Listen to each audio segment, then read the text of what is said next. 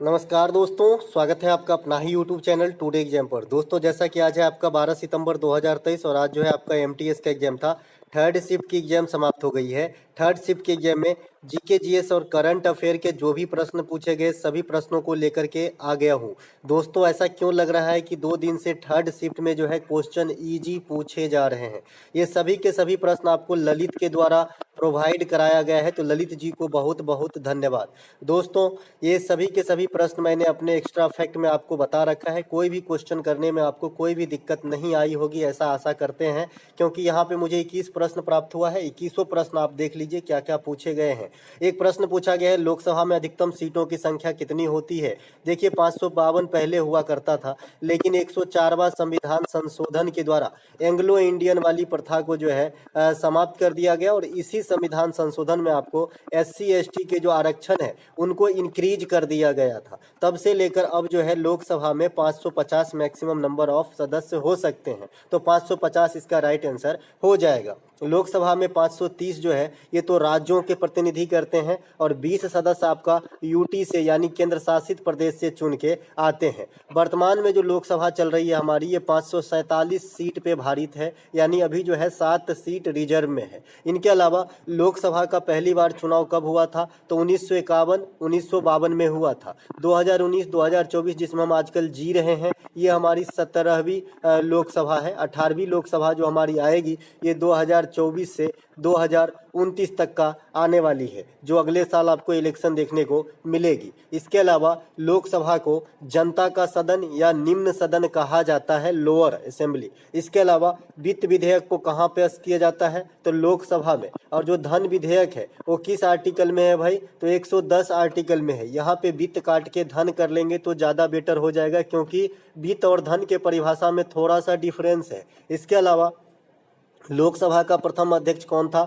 तो गणेश वासुदेव मावलकर। और उपाध्यक्ष अगर आपसे पूछेगा तो अनंत संयम साहब। लोकसभा में सदस्यता अगर आपको चाहिए तो आपकी न्यूनतम उम्र सीमा कितनी होनी चाहिए? तो कम से कम आप 25 के हो गए होंगे। इसके अलावा लोकसभा में सबसे अधिक दिन तक स्पीकर के पोस्ट पे सेवा देने वाले कौन हैं? तो बलराम जाखड़ साहब है। इसे VVI करके रखेंगे आने वाले शिफ्ट के लिए। इसके अलावा लोकसभा में प्रथम महिला अध्यक्ष कौन बनी थी? तो ये आपका मीरा कुमार। नाम ऐसा है जैसे पुरुष, लेकिन है ये लेडी। ये जगजीवन राम से संबंधित रिलेटिव है उनके। इनके अलावा 42वां संविधान संशोधन के द्वारा लोकसभा के कार्यकाल को बढ़ाया गया था, फिर इसे रिवर्ट कर लिया गया। इसके अलावा 42वां संविधान संशोधन में आपका फंडामेंटल जो ड्यूटीज हैं इसको भी ऐड किया गया, और न जाने बहुत सारे चीज किए गए थे इसमें ऐड। इसीलिए 42वां संविधान संशोधन को मिनी कॉन्स्टिट्यूशन कहा जाता है, लघु संविधान कहा जाता है, जो आपके 1976 में आया था। इसके अलावा लोकसभा का कार्यकाल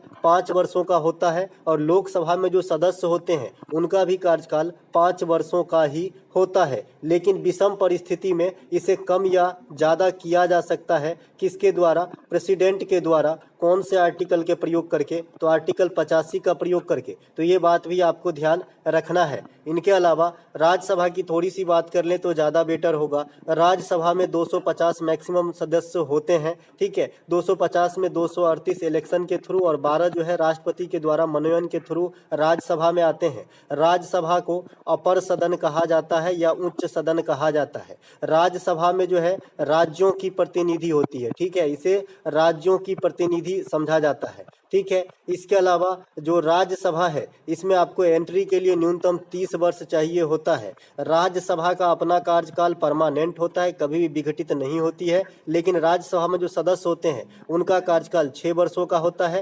राज्यसभा में हर 2 वर्ष के अंतराल पे 1/3 सदस्य अवकाश ग्रहण करते हैं। तो ये आपका राज्यसभा की कुछ जानकारी। राज्यसभा का जो अध्यक्षता संभालते हैं ये भारत का वाइस प्रेसिडेंट यानी उपराष्ट्रपति के जिम्मे है, तो ये बात भी आपको ध्यान रखना है। इसके अलावा अगला प्रश्न पूछा गया है, ताजमहल का निर्माण किसने किया है? तो ये शाहजहां ने किया है ताजमहल का निर्माण। लेकिन अगर आपसे कोई पूछे कि ताजमहल का डिजाइन किसने दिया, तो आपको बताना है उस्ताद अहमद लाहौरी के द्वारा, ठीक है भाई। तो ताजमहल को 1983 में जब भारत के प्रथम यूनेस्को में कोई साइट को शामिल किया गया था, तो उसमें जो है आपका ताजमहल भी शामिल थे। ठीक है, प्रथम बार भारत की तरफ से 4 साइट को यूनेस्को के धरोहर लिस्ट में शामिल किए गए। एक आपका ताजमहल, आगरा का किला, अजंता का गुफा, एलोरा का गुफा। तो इसे ध्यान रखेंगे। ताजमहल कहाँ है? उत्तर प्रदेश, आगरा में। आगरा का किला नाम से स्पष्ट है, यूपी में है। इसके अलावा अजंता का गुफा और एलोरा का गुफा, ये दोनों आपके महाराष्ट्र में है। ठीक है, तो इन चारों को पहले बार यूनेस्को में जगह दिया गया था, तो ये बात भी ध्यान रखेंगे। अगर आपसे कोई पूछे कि वर्तमान में यूनेस्को में भारत के कितने साइट हैं, तो आपको बताना है 40 साइट है। और अंतिम साइट कौन सा है? तो आपको बताना है धौलावीरा है।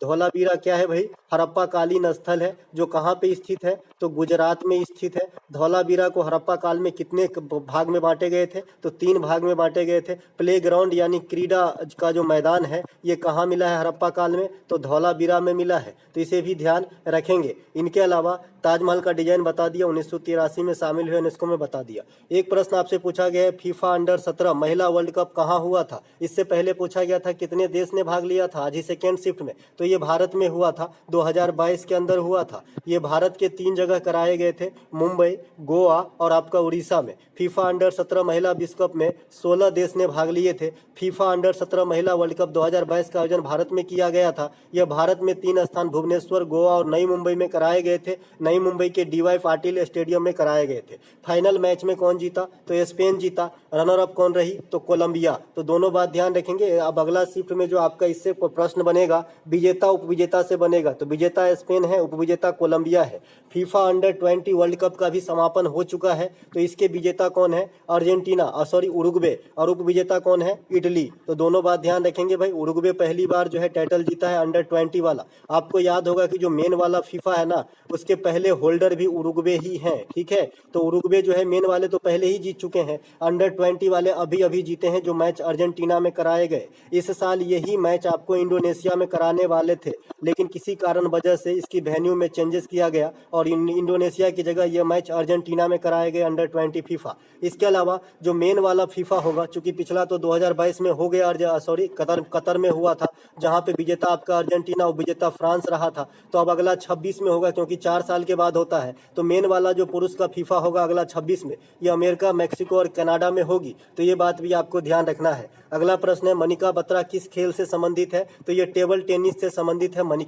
मनिका बत्रा को अर्जुन पुरस्कार, मेजर ध्यानचंद पुरस्कार भी दिया जा चुका है। टेबल टेनिस के अन्य प्रमुख खिलाड़ी में शरद कमल, जिसे 2022 के प्रमुख जो है आपका मेजर ध्यानचंद पुरस्कार इकलौते पर्सन को दिया गया है, जिन्होंने कॉमनवेल्थ गेम 2022 जो बर्मिंघम इंग्लैंड में हुआ था, वहां पे 4 पदक अकेले जीत लिए थे। इनके अलावा अगला एक प्रश्न पूछा गया है, आम्र वर्षा किस राज्य में होती है? सभी बताया है जी। एक भी क्वेश्चन जहां लगेगा कि नहीं बताया हूँ, वो टोक दूंगा मैं कि यहाँ नहीं बताया हूँ।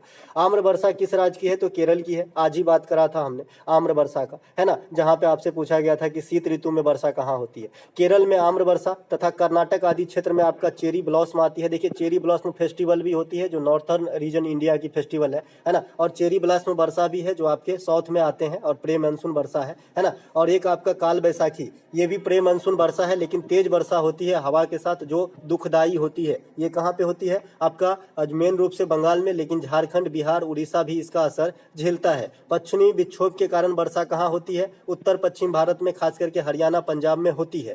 भारत में अधिकांश वर्षा किस मानसून में होती है? तो दक्षिण पश्चिम मानसून में होती है। वर्षा का अधिकांश स्रोत कहाँ से आता है? तो अरब सागर से आता है 60%, और बंगाल की खाड़ी से आती है 40%। तो ये बात भी आपको ध्यान रखना है। भारत में सबसे अधिक वर्षा कहाँ पे होता है? मासिनराम में। भारत ही नहीं, ये विश्व में सबसे अधिक वर्षा वाला स्थान है, जो मेघालय में है। चूंकि मेघालय में गारो, खासी और जयंतिया, ये तीनों पहाड़ी जो है, ये जिम्मेवार है आपको वर्षा कराने के लिए। ठीक है, तो ये बात भी ध्यान रखेंगे। और जनजाति भी है मेघालय में ये तीनों। इसके अलावा एक प्रश्न आपसे पूछा गया है कि जब किसी पत्थर को ऊपर फेंका जाता है और जब नीचे वो जमीन पे आता है, तो गति में परिवर्तन किस बल के कारण होता है? ऐसा कुछ प्रश्न आया है ना। ये प्रश्न थोड़ा सा क्लियर नहीं है। तो गुरुत्वाकर्षण के कारण जो है, जब फेंकेंगे तो पत्थर थोड़ा धीमे जाता है, लेकिन जब गिरता है तो फास्ट गिरेगा, क्योंकि उस पर गुरुत्वाकर्षण का बल लग रहा होता है। तो ये बात भी ध्यान रखेंगे। इसके अलावा अल्लाह रखा और जाकिर हुसैन का संबंध किस खेल से है? खेल से नहीं बच्चे, ललित, है ना, खेल नहीं है, ये वाद्य यंत्र से है। तो ये आपका तबला के महान वादक हैं, दोनों जो है बाप बेटा है। अल्लाह रखा पंजाब घराने के मशहूर तबला वादक थे, जिनके पुत्र जाकिर हुसैन साहब है। जाकिर हुसैन साहब को 2023 में 6 आदमी में से एक आदमी जाकिर हुसैन साहब भी है, जिनको पद्म विभूषण से सम्मानित किया गया है। तबला तबला का जो अन्य प्लेयर हैं, विजय घाटे हैं, सुखविंदर सिंह है, फयाज खान है, लच्छू महाराज है, ये सभी के सभी आपका तबला के प्लेयर हैं, तो इन्हें भी ध्यान रखें। देखिए तबला प्लेयर का अधिकांश जो घराना होगा वो बनारस घराना होगा, तो ये बात भी ध्यान रखेंगे। इनके अलावा महाराष्ट्र में गणेश उत्सव किसने प्रारंभ किया, तो बाल गंगाधर तिलक ने किए थे। बाल गंगाधर तिलक गणेश उत्सव, शिवाजी उत्सव है ना, राष्ट्र भावना को प्रेरित करने के उद्देश्य से शुरू किए थे, जो आज भी महाराष्ट्र का सबसे फेमस त्योहार में गणेश उत्सव होते हैं। काफी धूमधाम से जनरली 10 दिन सेलिब्रेट किए जाते हैं, कहीं कहीं 1 महीना भी होता है। इसके अलावा बाल Gangadhar Tilak home rule league से भी जुड़े रहे थे एनी बेसेंट के साथ, तो ये बात भी ध्यान रखना है। बाल गंगाधर तिलक केसरी, मराठा और गीता रहस्य ये तीनों किताब भी लिखे हैं, तो इन्हें भी ध्यान रखना है। एक प्रश्न आपसे पूछा जाता है, जैसे आपसे पूछ लेता है एग्जामिनर कि महात्मा गांधी को कैद करके कहाँ रखा गया था, उसी प्रकार से जैसे पूछता है कि आपको शिवाजी को कैद करके औरंगजेब ने कहाँ रखा था, उसी प्रकार से आपसे पूछता है कि बाल गंगाधर तिलक को अंग्रेजों ने कैद करके कहाँ रखा था, तो आपको बताना है बर्मा के मंडेला जेल में। ठीक है, इसके अलावा लता मंगेशकर पुरस्कार किस राज्य के द्वारा दिया जाता है, तो ये तो बोलने की बात ही नहीं है, महाराष्ट्र के द्वारा दिया जाता है। प्रथम दीनानाथ लता दीनानाथ मंगेशकर पुरस्कार जो है नरेंद्र मोदी को दिया गया था। दूसरा लता दीनानाथ मंगेशकर पुरस्कार आशा भोसले को दी जाएगी। इसके अलावा लेटेस्ट वाला दादा साहब फाल्के पुरस्कार आशा फारेख को चुना गया है।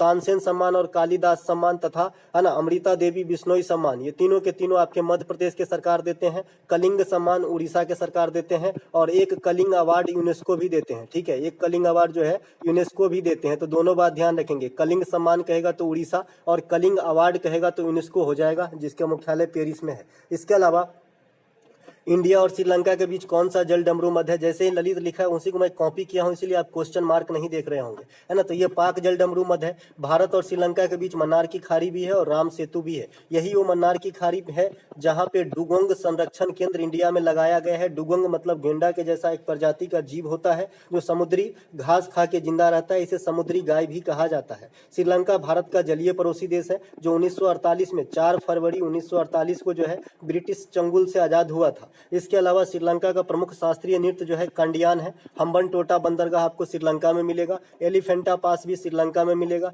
ठीक है, श्रीलंका का जो HDI रैंकिंग है ये 73वां है, तो ये बात भी ध्यान रखेंगे। इनके अलावा अनटचेबल पुस्तक के लेखक पूछा है, रिपीट किया गया है, मुल्क राज आनंद साहब है अनटचेबल। अछूत पुस्तक के लेखक सलमान रश्दी की अन्य पुस्तक देखते हैं, जैसे the Satanic versus, victory city, east west, the golden house, the ground beneath her feet, ये सलमान रश्दी साहब की पुस्तक है। VS नेपाल की पुस्तक की बात करें तो ये हाउस फॉर मिस्टर विश्वास, A band in the river, in a free estate, in area of darkness, तो ये सब हो जाएंगे आपके BS नेपाल की पुस्तक। एन ईरा ऑफ डार्कनेस कहेगा तो शशि थरूर की पुस्तक हो जाएगी। द अनटचेबल बुक के लेखक कौन है, मुल्क राज आनंद। देखिए फिर से ये रिपीट किया गया हूबहू, मैंने फर्स्ट शिफ्ट से इसको उठा के आपके लिए लाया हूँ। ठीक है, तो मुल्क राज आनंद का द अनटचेबल 2 शिफ्ट में पूछे गए। मुल्क राज आनंद की अन्य पुस्तक कूली हो जाएगा, 2 लैब्स एंड अ बर्ड हो जाएगा, द विलेज हो जाएगा, द बिग हर्ट हो जाएगा। ये सब मुल्क राज आनंद की अमर कीर्ति में से है। मालगुडी डेज RK नारायण की पुस्तक है, ध्यान रखेंगे कंफ्यूजन उत्पन्न होती है यहाँ पे। फिक्की की स्थापना कब हुई थी, 1927 में हुआ था। एक फिक्की है और एक आइसोचेम है, इन दोनों को जरूर देख लीजिएगा। नाबार्ड की स्थापना 1982 में हुई थी। सिडबी की स्थापना 1990 में हुई थी। SBI की स्थापना 1955 में हुई थी। RBI की स्थापना 1935 में हुई थी। तो ये सब बातें जो है कुछ आपको जरूर ध्यान रखना है। इरडाई की स्थापना 1999 में हुई थी। विश्व बैंक की स्थापना 1944 में हुई थी। तो ये सब बात जरूर ध्यान रखें, आपको काम आएगी जी, है ना। इसके अलावा फिक्की की स्थापना में श्रेय किसे दिया जाता है, तो घनश्याम दास बिरला को दिया जाता है। अच्छा, एक टिस्को की स्थापना 1907, ये भी रख लीजिएगा, है ना। टिस्को की स्थापना भी आपसे पूछा जाता है, 1907 होता है। वर्तमान में फिक्की के अध्यक्ष कौन है, सुब्रकांत पांडा जी हैं, तो इन्हें भी ध्यान रखेंगे। इसके अलावा आपसे एक प्रश्न पूछा है कि सूक्ष्म वित्त ऋण कौन संस्था प्रदान करता है, तो माइक्रो फाइनेंस कंपनी जो है सूक्ष्म वित्तीय ऋण प्रदान कराने के लिए जिम्मेवार है। भारत में माइक्रो फाइनेंस कंपनी के रेगुलेटिंग अथॉरिटी कौन है, तो RBI है ना, जैसे बंधन बैंक कल पूछा गया था। इसके अलावा जो माइक्रो फाइनेंस कंपनियां का सुझाव है वो कौन दिया है, तो मोहम्मद यूनिस दिया है। मोहम्मद यूनिस कहाँ के रहने वाले थे, बांग्लादेश के रहने वाले थे, और बांग्लादेश में जो ग्रामीण बैंक है इनके फाउंडर मोहम्मद यूनिस है। मोहम्मद यूनिस को नोबेल पुरस्कार भी दिया जा चुका है। अगला है हमारा कि माइक्रो फाइनेंस कंपनी आपको लोन कब देगा, जब आपकी सालाना आय जो है 3 लाख रुपए से कम होगी तो माइक्रो फाइनेंस कंपनी जो है आपको लोन देगी। गुलाबो सपेरा का नृत्य किसे कहा जाता है, तो गुलाबो सपेरा का नृत्य जो है ये कलबेलिया को कहा जाता है। हॉर्नबिल को त्योहारों का त्योहार कहा जाता है। बथुकम्मा को तेलंगाना में फूलों का त्योहार कहा जाता है और इसमें गौरी की पूजा होती है। तेलंगाना में एक बोनालू उत्सव भी होता है, इसमें काली की पूजा पूजा होती है, तो ये बात भी ध्यान रखेंगे। इसके अलावा हॉर्नबिल नागालैंड का जो है सर्वाधिक फेमस त्यौहार है और पहली बार इसे 2000 में मनाया गया था और ये 10 दिनों तक मनाई जाती है और ये दिसंबर माह में मनाई जाती है, तो ये सब ध्यान रखेंगे। गुलाबो सपेरा के अलावा राजस्थान में घूमर हो जाएगा, चंग हो जाएगा, कठपुतली हो जाएगा, तेरह ताली हो जाएगा, गनगौर हो जाएगा, है ना, ये सब आपको राजस्थान के अन्य फेस्टिवल और त्यौहार में से है ना। पुष्कर मेला हो जाएगा। इसके अलावा फॉरवर्ड ब्लॉक की स्थापना किसने किया, तो सुभाष चंद्र बोस ने किया था। नौजवान सभा का गठन भगत सिंह ने 1926 में किए थे। अभिनव भारत की स्थापना बीडी सावरकर ने 1904 में किए थे। गदर पार्टी की स्थापना लाला हरदयाल ने 1913 में अमेरिका के सैन फ्रांसिस्को में किए थे। भारतीय सेवक समाज की स्थापना गोपाल कृष्ण गोखले ने 1905 ईस्वी में किए थे। इसके अलावा इंडिया हाउस की स्थापना श्यामजी कृष्ण वर्मा के द्वारा लंदन में किया गया था 1905 में। नटाल भारतीय कांग्रेस की स्थापना गांधी जी ने अफ्रीका में किए थे। तो ये सब कुछ संस्था है जो आपको ध्यान रखना है, आपको नंबर दिलाएगा आने वाले एग्जाम्स में भैया, है ना भाई। एक एक फैक्ट जो है आपको मॉनिटर पे चमकने वाला ही रखता हूँ जो आपके सीधे एग्जाम में आता है और आता भी है, जैसा कि आप लोग जानते भी होंगे। बस आप लोगों से एक ही कमी रह जाती है कि आप लोग जो है ये मतलब शेयर नहीं करते हैं, शायद मुझे ऐसा लग रहा है ना भाई। तो थोड़ा बहुत शेयर कर दीजिए, एक लाइक की आशा रखते हैं आप लोगों से, है ना। खुशवंत सिंह का उपन्यास पूछा है, तो train to Pakistan, Karma, the company of women, ये सब जो है खुशवंत सिंह की उपन्यास है। इसके अलावा कोई क्वेश्चन छूट गया क्या? नहीं। इसके अलावा अगला क्वेश्चन है, गृह प्रवेश योजना का लक्ष्य 2024 तक क्या है कि जो कच्चे घर है उनको जो है एक घर का सुविधा फैसिलिटी प्रदान कराना, ये है आपका गृह प्रवेश योजना का लक्ष्य, तो इसे भी ध्यान रखेंगे। हर घर जल योजना जो है इनको भी लक्ष्य रखा गया है कि 2024 में हर घर तक जल पहुंचा देना, तो ये बात भी ध्यान रखना है। इसके अलावा और भी योजना है, प्रधानमंत्री किसान सम्मान निधि योजना, इसमें 6000 का जो है रकम दी जाती है, किसान को आर्थिक मदद दी जाती है। इसके अलावा और भी है, जैसे आपने उजाला योजना है, उजाला योजना है कि गरीब परिवारों में जो है एलईडी बल्ब, है ना, वितरित करने से संबंधित है। उज्ज्वला योजना है, ये गरीब परिवारों में एलपीजी कनेक्शन से है। पहल योजना है, ये एलपीजी सब्सिडी से है। आयुष्मान भारत योजना टीकाकरण से है। मिशन इंद्रधनुष टीकाकरण से है। आयुष्मान भारत चिकित्सा से है। तो ये सभी के सभी बात जो है आपको ध्यान रखना है। प्रधानमंत्री मुद्रा योजना जो है ना, जो उद्यमी है उनको लोन मुहैया कराने से है। तो ये सब कुछ बातें हैं जो आपको ध्यान रखना होगा। इसके अलावा अगला एक प्रश्न पूछा गया है कि सकरात त्योहार, है ना, किस जाति के लोगों के द्वारा मनाया जाता है। देखिए सकरात त्योहार जो है ये संथाल जाति के लोग सेलिब्रेट करते हैं। अब संथाल जाति कहाँ पे रहेंगे, झारखंड के आसपास के इलाके में मिलेंगे आपको, है ना। बिहार में भी है संथाल, लेकिन इतने बड़े पैमाने पे नहीं है, ठीक है। इस त्योहार में प्रमुख खाद्य पदार्थ क्या बनता है, पीठा, जो चावल के आटे से बनाए जाते हैं। इस त्योहार को होलो गुर्ग त्योहार भी कहा जाता है, तो ये बात भी आपको ध्यान रखना है। इसके अलावा संविधान के नीति निर्देशक सिद्धांत कहाँ से लिया गया है, ये प्रश्न आपसे पूछ लिया है। तो संविधान के नीति निर्देशक सिद्धांत जो है ये आपके आयरलैंड के संविधान से लिया गया है, डीपीएसपी को। इसे कहाँ रखा गया है, तो भाग 4 में रखा गया है। किस आर्टिकल के बीच, तो आर्टिकल 36 से 51 के बीच। इसमें कितने प्रकार के आर्टिकल को कैटेगराइज किया गया है, तो 3 प्रकार से, गांधीवादी, समाजवादी और उदारवादी। इसके कुछ प्रमुख आर्टिकल देखेंगे तो आर्टिकल 40 जो ग्राम पंचायत का गठन है, आर्टिकल 44 है ये समान नागरिक संहिता को दर्शाता है, आर्टिकल 43 के ख है ये सहकारी समिति से संबंधित है, आर्टिकल 49 है ये जो लोक न्याय या फिर सामाजिक हित के लिए जो बिल्डिंग वगैरह हैं, जो पब्लिक धरोहर है उसकी रक्षा करने से संबंधित है, आर्टिकल 50 है जो कार्यपालिका को न्यायपालिका से अलग करते हैं, आर्टिकल 51 जो है इसमें आपका अंतर्राष्ट्रीय शांति और सुरक्षा को रखा गया है। इसके अलावा आयरलैंड के संविधान से ही जो मैंने अभी बताया कि 12 आदमी की प्रेसिडेंट राज्यसभा में मनोनयन करते हैं, ये भी पद्धति आयरलैंड के संविधान से ही लिया गया है। एनी बेसेंट जो भारतीय स्वतंत्रता आंदोलन में काफी सक्रिय रोल निभाई, तो एनी बेसेंट भी आयरलैंड के ही रहने वाली थी। तो आयरलैंड का जो है हमारे संविधान में और हमारे आज़ादी में काफ़ी अहम रोल है, तो ये बात भी आपको ध्यान रखना है। तो दोस्तों इसके अलावा मैंने संविधान के भाग 1 तो सभी जानते हैं, 2 में मैंने बता रखा है कि भाई आपका नागरिकता है। नागरिकता कहाँ से कहाँ तक आपका आर्टिकल देखेगा, तो 5 से 11 तक देखेगा। 3 में आपका फंडामेंटल राइट है जो कहाँ से कहाँ तक आर्टिकल देखेंगे, तो 12 से लेकर 35 देखेंगे। 4 में आपका क्या है, डीपीएसपी है जो कहाँ से कहाँ तक आर्टिकल देखेंगे, तो 36 से 51 देखेंगे। 5 में आपका क्या है, तो राज्य है। राज्य जो है आपका 52 से लेकर 151 के आर्टिकल देखेंगे। 6 में आपका क्या है, सॉरी 5 में आपका संघ है, यानी मतलब सेंट्रल वाला, और 6 में क्या है, राज्य है। तो राज्य आपका 152 से 237 तक के आर्टिकल देखेंगे। 7 हमारा जो है ये निर्सित है। 8 में हमारा क्या है भाई, यूनियन टेरिटरीज है ना। 9 में हमारा क्या है भाई, 9 में हमारा है ग्राम पंचायत। और 9 का ए हमें बहुत ज़्यादा पढ़ना है तो ये आपका नगर पालिका, और 9 का बी भी हमें पढ़ना है तो सहकारी समिति। तो ये सब कुछ आपके संविधान के भाग हैं जो आपको ध्यान रखना है। इसके अलावा संविधान में 22 भाग है, मैंने कहा कि 25 भागों में विभक्त है, तो ये कैसे विभक्त है, तो 4 से 4 का ए बना मौलिक कर्तव्य ऐड हुआ, 9 से 9 का ए बना नगर पालिका ऐड हुआ, और 9 से 9 का बी ऐड बना तो क्या ऐड हुआ, सहकारी समिति ऐड हुआ। तो इस प्रकार से जो है ये संविधान के भाग आपको याद रखना है। तो दोस्तों ये थे आज के थर्ड शिफ्ट का एनालिसिस। अगर अच्छा लगे तो लाइक जरूर करें। मिलेंगे हम अगले वीडियो में, तब तक के लिए जय हिंद। ये पीडीएफ आपको हमारे टेलीग्राम चैनल तथा पेड पीडीएफ ग्रुप में मिलेगी।